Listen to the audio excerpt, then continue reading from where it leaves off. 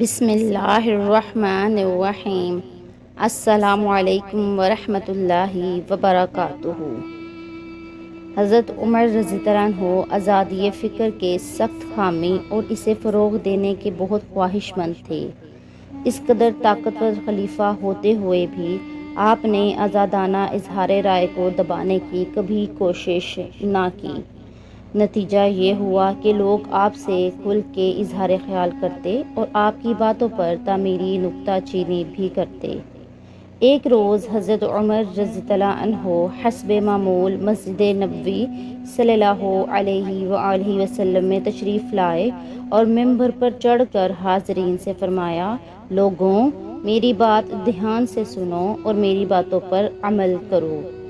ابھی آپ نے اتنا ہی کہا تھا کہ ایک شخص اٹھ کھڑا ہوا اور بولا، ہم نہ تو آپ کی بات سنیں گے اور نہ ہی اس پر عمل کریں گے۔ مجمع میں سناٹا چھا گیا۔ سب لوگ حیران رہ گئے، یہ شخص کون تھا؟ ارے یہ تو جانی پہچانی شخصیت حضرت سلمان فارسی رضی اللہ عنہ۔ کسی کو سمجھ نہ آتا تھا کہ ایک اچھا بھلا آدمی ایسی بات کیوں کر رہا ہے۔ کیا سلمان فارسی باغی ہو گئے تھے؟ کیا وہ نظم و نسق توڑنے کے در پر تھے؟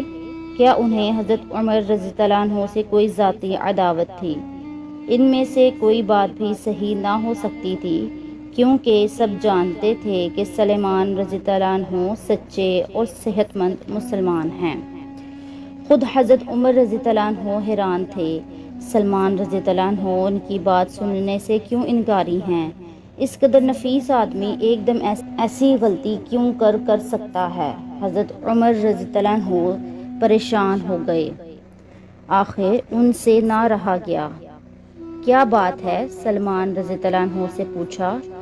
آپ نے بڑے آرام سے پوچھا، بھلا آپ میری بات کیوں نہیں سنیں گے اور میرے کہنے پر عمل کیوں نہیں کریں گے؟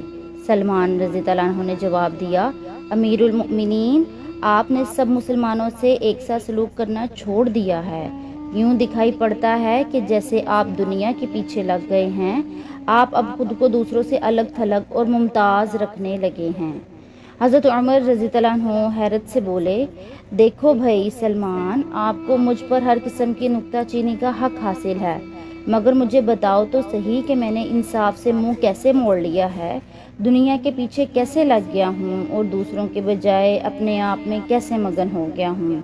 سلمان رضی اللہ عنہ نے کہا، یمن سے جو چادریں آئی تھیں، آپ نے انہیں مسلمانوں میں تقسیم کیا تھا، یہ بالکل بجا ہے۔ حضرت عمر رضی اللہ عنہ نے جواب دیا، مگر سلمان بھائی، میں نے اس میں ناانصافی کہاں کی تھی؟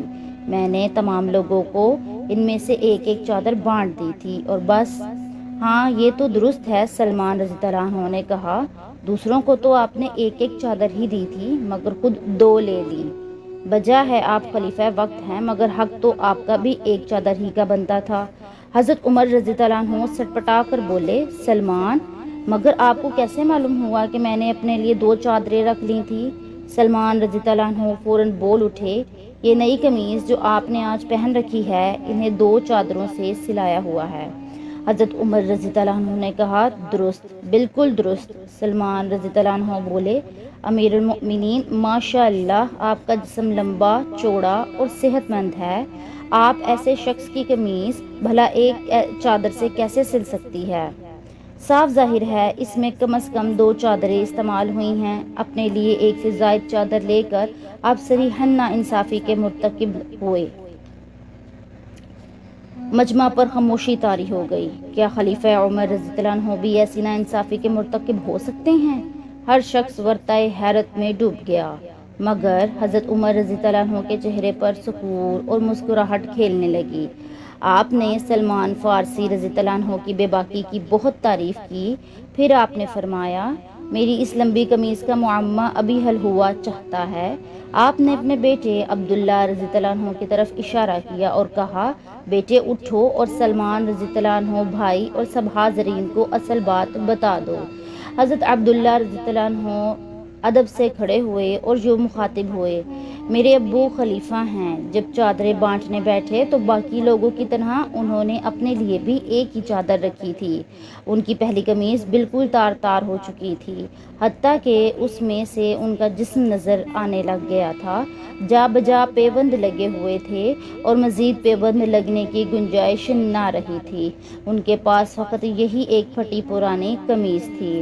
انہوں نے سوچا اپنے حصے کی لمبی چادر سے نئی قمیض ہی بنا لیں، مگر قمیض سلنے لگی تو کپڑا کم ہو گیا، کیونکہ میرے ابو کا قد کاٹ بہت لمبا چوڑا ہے اور جسم بہت بڑا ہے۔ ابو سخت پریشان ہوئے۔ مجھ سے ابو کی پریشانی دیکھی نہ گئی۔ میں نے فوراً اپنے حصے کی چادر بھی انہیں تحفے میں دے دی۔ ابو نے اسے قبول کر لیا اور یوں اپنی اور میری دونوں چادریں ملا کر ان کی نئی قمیض سل کر تیار ہو گئی۔ آج یہ لمبی قمیض جسے پہن کر وہ آپ کے سامنے کھڑے ہیں، انہیں 2 چادروں سے سلایا ہوا ہے۔ حضرت عبداللہ رضی اللہ عنہ کا بیان سن کر حاضرین کی جان میں جان آئی۔ لمبی قمیض کا معمہ حل ہو چکا تھا۔ لوگوں نے ایک بار پھر دیکھ لیا کہ ان کے سربراہ سلطنت کس قدر بلند پایا و سیرت و کردار کے حامل تھے۔ حضرت سلمان فارسی رضی اللہ عنہ کو اپنی باتوں کا بڑا دکھ ہوا۔ وہ فوراً کھڑے ہوئے، معذرت پیش کی اور ساری بات کی وضاحت کے لیے حضرت عبداللہ کا بھی شکریہ ادا کیا۔ یہ سب کچھ ٹھیک ٹھاک ہو گیا تو سلمان رضی اللہ عنہ بولے، امیر المؤمنین، سا شک و شبہ دور ہو گیا ہے۔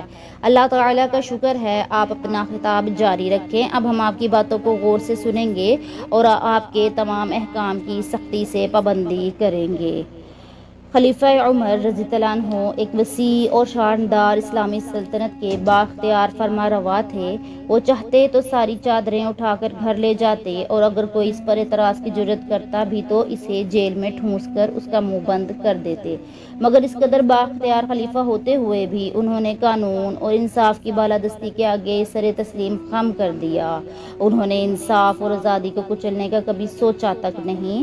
وہ اپنی ہر چھوٹی بڑی بات اور ہر فعل کے لیے اللہ اور اس کے بندوں کے سامنے جواب دہ ہوتے تھے، یہاں تک کہ لوگ ان کی ذاتی قمیض تک کے معاملے کے بارے میں بھی بے تکلف ہو کر اور علانیہ ہر قسم کی پوچھ گچھ کرنے میں کوئی جھجک محسوس نہیں کرتے کہ دوسرے سنہری اصول مسلمانوں ہی سے سیکھے ہیں۔ مگر افسوس ہے کہ مسلمان اب اپنی شاندار تاریخ اور سنہری روایات بھلا چکے ہیں۔ امید کرتی ہوں میری آج کی یہ ویڈیو آپ کو اچھی لگی ہوگی۔ ویڈیو اچھی لگی ہو تو ویڈیو کو لائک کر کے چینل کو سبسکرائب کر کے ہماری حوصلہ افزائی کریں۔ پھر ملاقات ہوگی ایسی ہی معلوماتی ویڈیو کے ساتھ۔ اپنا خیال رکھیے گا۔ اللہ حافظ۔